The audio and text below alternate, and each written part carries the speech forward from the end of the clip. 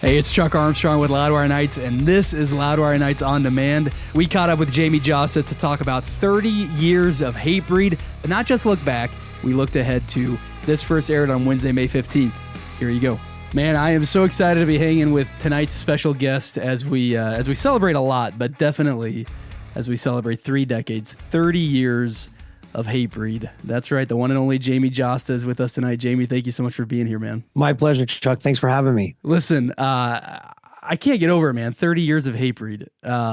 Forming this heavy band out of Bridgeport, Connecticut, and not just surviving, right, for 30 years, but thriving, and I'd say absolutely dominating.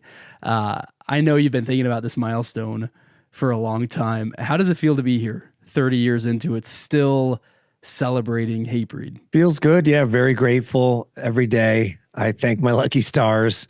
Started out as like just a way to keep the 9 to 5 at bay, and luckily 30 years later, it's still we're still able to, and it's been a lot of fun, and we just had a great home state show, and we had a really great show in Kentucky. There was a time maybe less than 7-8 years ago where we were supposed to play in Kentucky with Killswitch, and Killswitch had to cancel.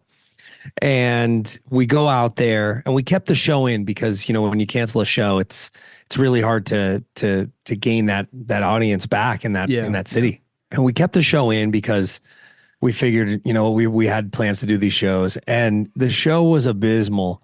And then we get to the show this 2 weeks ago in Louisville, and there's 2,000 kids, and it's like a whole new scene has been born in that time, and they've discovered the band, and it's just incredible. And it has a lot to do with all these great new bands that are setting a precedent. Like Knocked Loose is obviously from there, but there's also Inclination, and there's also other bands that have kept the scene alive there. But it just goes to show that you can never count out any city or any scene, and even nowadays, I think you can never really even count out bands as a whole, because if you look at, say, like a band like Refused, or even a band like At the Gates, there was a time where they were both dormant for 5, 10, 20 years, however it was, and then they come back bigger. Right, man. That's right. Yeah. And stronger than ever. And it just goes to show, someone's favorite band is out there right now. They don't even know it. And if you just keep showing up, you might end up being that band. But lucky for us, we've always been fairly consistent, and we've stayed together through all the trends and all the ups and downs. It's peaks and valleys, Yeah, for sure. And well, it's interesting too to hear that, man, because when you first hear a milestone like 30 years of a band, you just think of that snapshot of 30 years. But you're right, man. Like, that's different generations. That's different groups of people, not just sticking with you for 30 years, but discovering you 30 years into it, which is pretty wild to think about. Yeah. And looking back at some of these places that we've played where we thought, oh, we'll never go back there because there's just no, there's no scene, or there's no club, now there's new venues popping up. There's new promoters popping up. And I love that, because when one door closes, another opens, and opportunity's always knocking. You just got to get with the right people. And we did it when you had to write a letter, and then you had to go to a payphone, and then you had to go to AAA and draw it out on the map. And now it's great. You'll, like, some of these places that we're going to on this tour, we're really excited about, because us and Carcass, haven't been there in years. And now there's these burgeoning, awesome scenes. And a lot of these cities, I always say, they're due. Like, like we used to always say, like, Nashville was due. And then now Nashville's just been kicking out tons of heavy, great heavy bands, I love that, man. When you think back on those early days, man, in Connecticut in 1994, did you think that you would be here for 30 years and still moving forward? Kind of, but in a weird way, where it's like you just don't have a backup plan. Even when I had a backup plan, I didn't think of it as a backup plan. Like when I got the contract with MTV2, I thought, well, none of this lasts. I mean, even with Ricky Rackman, it didn't last. Even with Adam Curry, it didn't last. Even with Dee Snider, it didn't last. And I knew, at that point, I knew a bunch of VJs that were already, it was like you were a VJ one day, and the next day they're like, whatever happened to that guy? Like I forget the one, Jesse something. So I anything I did, even with podcasting, and I've been very lucky to have a second career as a podcaster, but even with that, I was always like, well, that could end, because someone they won't like what you say and they'll try to get you canceled or whatever. And even that, knock on wood, has been very good. So I think not having a backup plan is good. I don't knock the people that do have backup plans, because obviously it was a unique situation for me. I was a young dad, and I was like, I cannot be a deadbeat dad. I cannot be someone who doesn't have like a college savings for their kid, someone who doesn't have, I always want to be that dad that was able to buy my daughter a car when she turned 16. So I knew I had like 16 years to get it right. And that first 5 was really rough, 94 to 99. Yeah. That was really, really hard. And I credit my girlfriend, who I'm still with now. She's basically my wife, but I credit her, believing in me and believing in this crazy idea, because everybody else was like, good luck with that. And even now on the on the 30th anniversary, I saw some posts, of just people saying like, out of all the bands, I didn't expect to still be doing it in 30 years.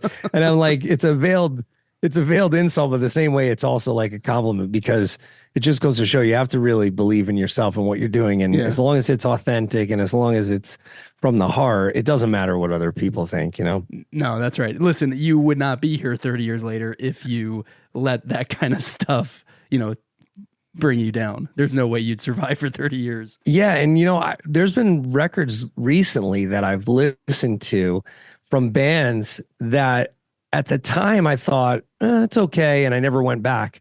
And now I'm going and rediscovering these records, and they're great. So anytime we've had a record or a record cycle where it was like, what's going to happen here? I'm just like, don't worry about it, because in 5 or 10 years, this could be someone's favorite record. And that's been happening with every record. It's almost like we're a little ahead of the curve sometimes. And I there was a show with Slayer and Clutch, and I think System of a Down was opening, and I went there to hand out flyers at Irving Plaza. And I remember some people were receptive, some people were cool. I talked to people. I saw like guys from different bands from New York City, but then I also remember people throwing the flyer down like right in front of me and being like, what the fuck is this? And throwing it down. And at that time, Slayer was viewed as being on like the back 9. Sure.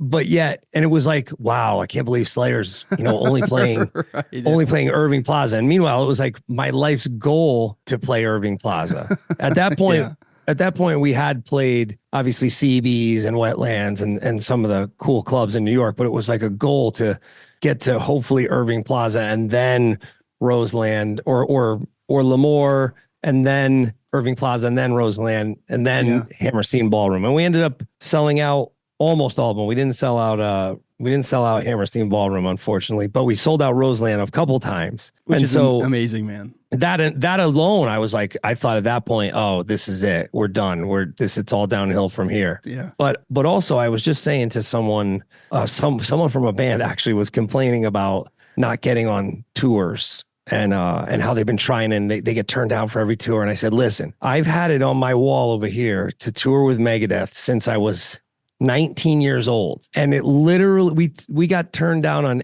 every Megadeth tour. It was like, no. We're like, what is going on? And finally it took In Flames canceling, but we got it. We got the tour and we had to play first. But that willingness to also kind of like repay our dues and be that opening band again, it really ingratiated us with a new audience. And then you're working from a point of like step 1 where you're like, oh man, I'm going on right at doors. The audience is still rushing in, but we're so established and some people already know us that these other people that don't know us are like, wow, these guys got a lot of fans that got here at 5:45 at night, and then they start rocking out and they have a good time, and then they become a fan. So you got to be able to still do the work. I love that, man. So, Jamey, as I hear you share these memories and just think back on these last 30 years, one thing that keeps coming out is just this positivity. And that's one of the things that I've loved about Hatebreed over the years. And I know all of your fans have, is just that PMA, that positive mental attitude, part of your fabric, part of your lyrics, all of that. Was that Was that part of Hatebreed from day one? Like, was that something that you guys held really important, was to kind of keep that positive outlook on things? Yeah, especially with the name, because the name always scared people and freaked people out. So it was like, well, no, we're taking a negative and turning it into something positive, right? We're deconstructing what you think these angry kids, these crazy metalheads, or these crazy hardcore kids are all about. And part of I think the reason why Perseverance was so successful was because we started to create a balance. Like, it's okay to have this like these negative themes in the music, but they shouldn't be aimless. They should, you should have, you should have some sort of goal, and you should have some sort of purpose in mind. And we all have those records, or those albums, those songs that have been with us through something hard or something traumatic or something challenging in life. And so my thinking, especially after the first 4 years on the first EPs and the first album, seeing how many people resonated with angry music, I started thinking, wow, there is a case to say, how powerful film and books and words and video games and all this stuff is. And I thought, for sure, there's, millions and millions of people who play video games that don't go shoot somebody, right? There's millions and millions of people who listen to death metal that don't go carve up a corpse. That's or right. dig up a grave or whatever. Or burn a church down. Yeah. Right. But there are some that might. And what if you could be that voice of reason? What if you could be that little drill sergeant on the shoulder? That's positive too. So, but you can't save everybody. You gotta do what you can. You gotta start with yourself. And that was always kind of the message. It was like just being a drill sergeant on my own shoulder. Cause I could have been that guy. I could have been that kid, especially in the late 80s and early 90s, where I'm from. There wasn't a lot of options, especially if you were from a family that had a history of alcoholism or depression or suicide, which I had all three. So my thinking was, we gotta have it can't all be anger, aggression. It can be expressed, you can have these uplifting messages in there too. And that's why it's always had that balance throughout. And were there bands, or was there music that you were listening to at the time, or that you had grown up with, that kind of gave you that feel, that positive feel too? Or were you kind of trying to fill a void that you never really heard in music? Yeah, no, there was a lot. Like I loved all the thrash bands, obviously. And then I loved when thrash kind of got heavier and darker and sort of evolved into death metal. But when I really got heavy into hardcore music, like Sick of It All and Cro-Mags and Agnostic Front and Madball, but I still loved, Sepultura and Biohazard and the more metallic, and Deicide and Morbid Angel and those bands. We kind of wanted to have an amalgamation of all of them together, but the street level sort of real life themes and topics that were in like Madball and Agnostic Front songs and Cro-Mag songs, especially the One Voice album. I always give Roger and Craig and those guys a lot of credit for that album, because it was taking a negative and turning it into something positive. Roger getting out of jail, the band obviously going on hiatus after that record as well. But it's such an incredible story, coming from Cuba and living in squats, and then all of a sudden being on these big tours and big festivals, and then coming back even harder in the late 90s, with the Lars produced record and having crossover into the punk world again. And that was super inspiring for us as a band. But Cro-Mags, like, if you listen to World Peace Can't Be Done, or if you listen to any of those songs off Age of Quarrel, they could be written today. And they're very topical of what's going on in the world today. But it's not, even with a song like World Peace and a line like World Peace Can't Be Done, it doesn't feel hopeless. It just feels like, no, you got to work on yourself. You have to stand up for yourself. And you go online, you go on any social media platform, there's more victim mentality out there than ever. So I look back at our catalog and I go, thank God I didn't ever push that type of victim mentality. Thank God I always stuck to my guns, because I'd be ashamed. Like, if I had to go back and look at some of these things that people are saying right now, I feel like some of these people that are promoting this victim mentality, they're going to look back on this and wish they didn't, because it's not helpful. It's a disservice to young people. So I love it when we play these shows like we did, like I was saying earlier, with all those bands in Kentucky. Some of the kids, I'm like, who was alive and who was not alive in 95? It's like half the audience puts their hands up. And I'm like, all right, great. Well, if you found this music, then hopefully we did something right. That's right, man. That's right. As we think about this 30th anniversary, you had mentioned earlier just touring with Carcass, which is just incredible. When I saw that, man, I had a big smile on my face, because Carcass, I mean, legends, right? Next year is going to be the 40th anniversary for that band of doing what they do. And, to see them on the bill with you and with Hatebreed, headlining, right, with Carcass opening, that's just, it's got to feel like such an incredible thing, man. Like, it's such a moment in your history, in Carcass's history, in the history of metal, man, of heavy music. Yeah, and it's a crazy moment for us, because it was definitely Carcass at Toad's place when the whole room turned into a pit, where I said, I have to do this. I knew I have to have a career in music. I have to be in a band. I have to get on that stage and command a crowd like that. And I remember waiting outside after the show and seeing the drummer who we would end up starting Hatebreed with, years later, because this was probably Gods of Grind 93. Yeah. And I think it was Carcass, Napalm Death, Cathedral, and Brutal Truth, I think was the lineup. Man. And I remember, like, during Brutal Truth going, holy shit, that's Danny Lilker. Like, he's right there. He's literally right there. And that was the cool thing about having the Moon and the Urban Jungle, which would become the Tunin, and then also Toad's Place, was because you could go there and you could go at 1 PM and go, oh my God, Ramones are in their van and they're out there. Like, and I remember thinking, wait, Ramones are in a van? How is that even possible? But it made it all more real and made it all more accessible and like it could be done. I remember sitting there, and I had heard White Zombie on WNHU 88.7. And I remember going to the show early. I remember seeing White Zombie loading in. And then I remember going to the merch, and Rob was working the merch, and he had like hand painted shirts, and I didn't have enough money for the shirt. And it was expensive at that time. Now the shirt would be priceless, because he literally painted the shirt. Like he didn't screen print it. He literally made the shirt. And I just remember thinking, like, wait, you're on the radio. Why do you have to make your own shirt?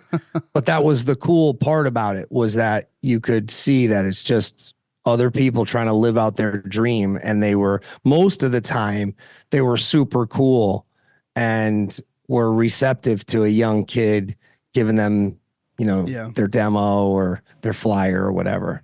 Listen, I want to get into some future of, talking about the future too. But before that, I have one more sort of memory, to look back on or trip down memory lane. And I had the chance to see you guys in 2004. So this was actually my first time catching Hatebreed. So, it would have been your 10th year as a band that year. And you guys were on the second stage of Ozfest 2004, which was just a crazy second stage. It was like Unearth and God Forbid and Atreyu and Throwdown and Lamb of God and Slipknot headlining that thing at like 4 PM.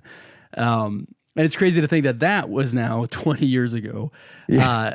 Do you remember that Ozfest tour? Like, does anything stand out to you from that run? Because every time I think about it all the time, but that I go back and I look at that second stage lineup, and it was bonkers, man. And it started at like 9 AM. Like, I was there when the gates opened, and me and my buddies rushed so that we could be against the rail. And we were there from 9 to 5 o'clock, and then we went to the main stage and caught Judas Priest and Sabbath and all of that. I mean, it was a crazy day. I remember feeling like we were being unfairly targeted for some of the stuff that I would say on stage. And I thought, how is it that I can't, I had a whole list of stuff I wasn't allowed to say anymore, but I had done Ozfest twice already, or maybe even 3 times at that point. Whereas Lamb of God, I don't think had done it yet. And so they were able to get away with murder, and we were not. Like, they literally were able to do the wall of death, and we were not allowed. And I remember that. Yeah. And I was like, that's fucked up. Like, they can do that, but I can't do this. And before I got to that tour, I really thought I could be sober for that tour, because I knew that I could not keep drinking. The writing was on the wall. We were losing opportunities. We were losing just grip on reality with trying to keep up with our favorite bands while we were on tour.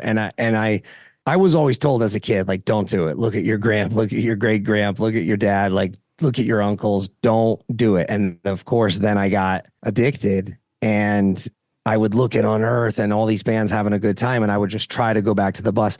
I did not remain sober on that tour, but for the a week here, 10 days here that I tried, I think I was pretty antisocial and pretty miserable for most of that tour. Also because I started to realize that it's so hard to do a signing for like 400 people or talk to like 50 people in bands when you're not loaded, because everything is so raw and so real, and people are pouring their heart and soul out to you. And I thought, well, that's even more reason to then get acclimated to being sober and not having to use it as a crutch.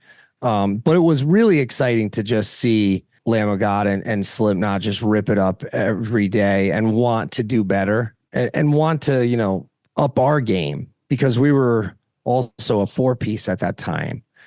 And it was tough to go from being a 5-piece to a 4-piece, but we didn't know, like, will we ever be a 5-piece again? And I think had it not been for some of those bands on that tour, especially Lamb of God, just seeing the power and seeing the, you know, those are two of the best players to ever do it. I mean, still, Willie and Mark, I'm so blown away. I mean, it's like they never cease to amaze me, even with later records. And you can say some of the later records, you know, there's little softer moments here and there, but then there's even more technical prowess and great hooks and great riffs.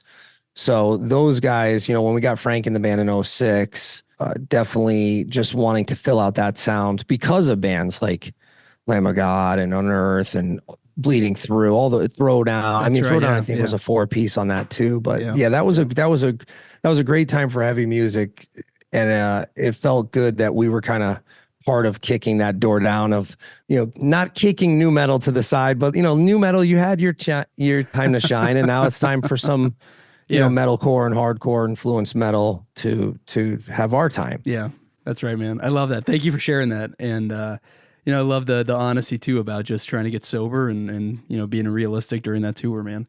Cause I wish I could have been a bro and been a better friend at that time. But when you're young and like, I never had money until then. Like, I never had all these opportunities, and you want to socialize and you want to be out in the mix. But then at the same time, I'm a young dad.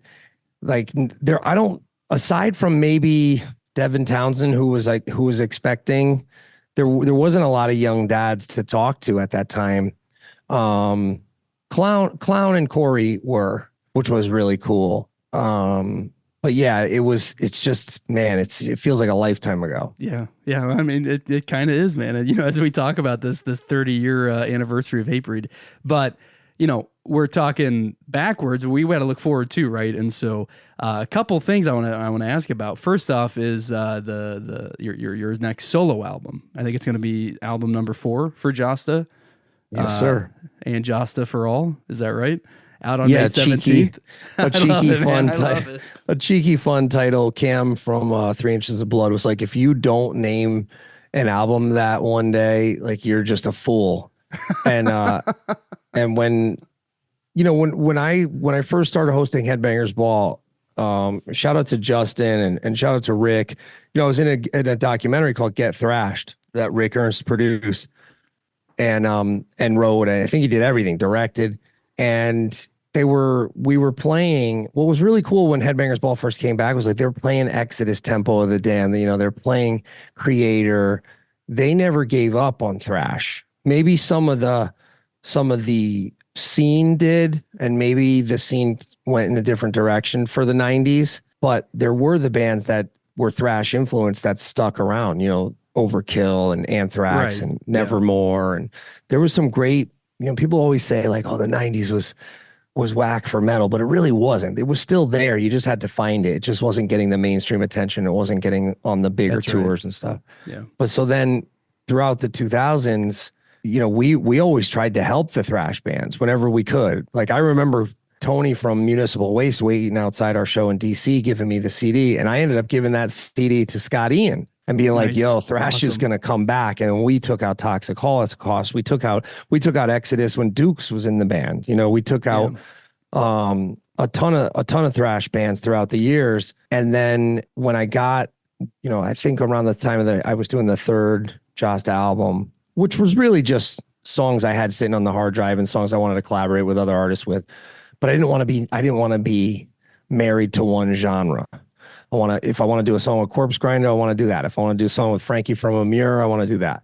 Or Howard from Killswitch, I want to do that. But with this record, I was like, it's got to be thrash. It's just gonna be a love letter to thrash, but it's gonna be all the different styles of thrash. The speed metal style, the SOD style, the Megadeth style, like the Sepultura style, all the different Testament, Creator, all different eras of thrash. You've got the special guest, man, from Scotty into Chuck Billy to Steve Souza. I mean, just on and on. And it's a pretty incredible lineup, man. Yeah, and it came out great. And I'm so happy that we waited to put it out because I don't think it would have gotten the amount of pre-orders it's gotten, and I don't think it would have had the impact. Already now, like seeing the response, even though it's not out for another 4 or 5 weeks, or by the time people hear this, it'll probably be out. But it just feels like it's the right time because some of the topics too, I'm leaning heavily into the manipulation of the government, the media,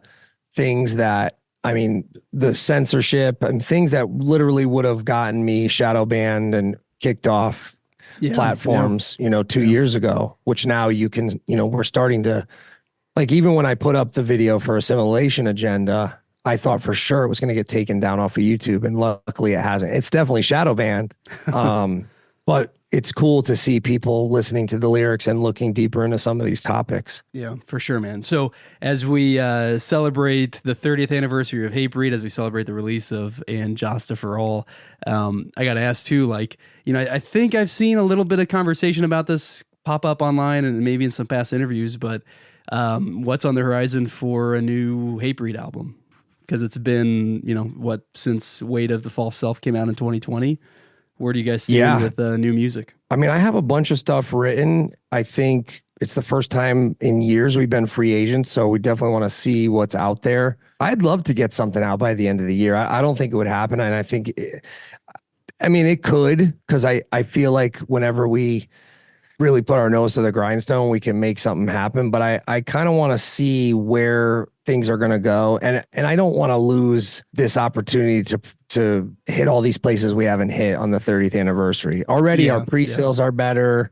Our meet and greets, we've never sold this many meet and greets like 6 months out. So I know some people will say, don't milk the nostalgia, don't milk the anniversary thing. But for a band like us, we never really thought there was going to be this long of a career. So we do want to take it and revel in it a little bit, especially this. You deserve it, man. And also it's not just existing for 30 years, right? I mean, you guys, you're relevant 30 years later. You're making significant music still 30 years later. And so I think that's, on some level, existing for 30 years is worth celebrating in and of itself. But on top of that, just the fact that, you're able to sell more pre-sale tickets than ever before, more meet and greets than ever before. You're going to hit the road with freaking Carcass, man, right? Like legends. I mean, this is all worth celebrating. And so I love seeing you guys do it. And to anybody saying don't milk nostalgia, forget about that, man. Yeah. In a way, it's cool because they just want new music. And it shows that that's fair enough. Yeah. It shows there's some desire there to hear some new tunes, which is great. Yeah. I was actually surprised when we did the Connecticut and the Louisville show. People complained that we didn't play any new songs. And we thought, well, it's the 30th anniversary. Well, you're kind of damned if you do, you're damned if you don't, right? Because then if you play too many new songs, it's like they didn't play the classics. But it's good problems to have. We're very grateful. There isn't a day that goes by that we're not, thanking our lucky stars and and hopefully we'll get into the studio. I mean, I'm always writing. I got the little cheap Yamaha over here. I got my ESP over there. I got a Jackson. I'm always picking it up, riffing out. I have ideas for songs, and I have a lot of lyric ideas as well. it's just a matter of figuring out maybe between the European tour and the US tour, and maybe in the winter, figuring out studio, producer, label, and go from there. just small things. Yeah. Well, and like you said too, like you wanna give the appropriate focus to these tours, and so I think fans, even if fans want to hear new music, I think I'll say as a fan, I'm grateful for that.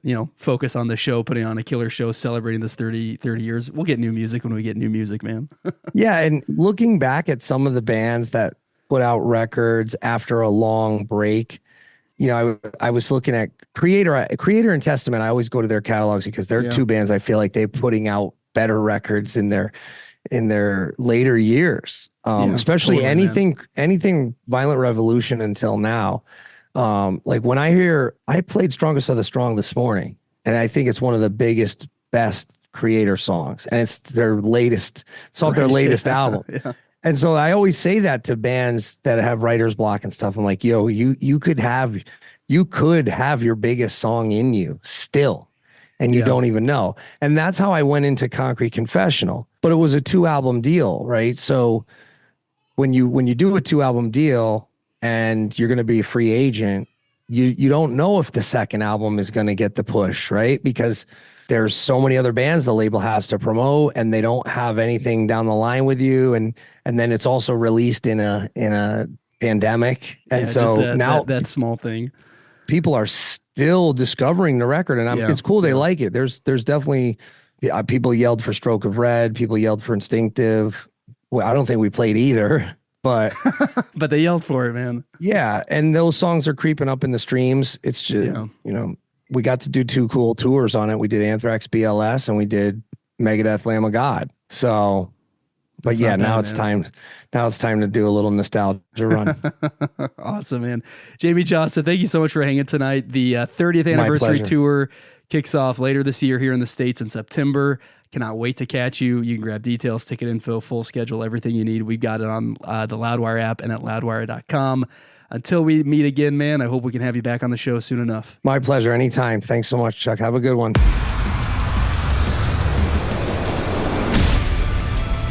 That wraps up this episode of Loudwire Nights on Demand. Stay caught up with everything happening in the world of rock and metal on the Loudwire app and at loudwire.com.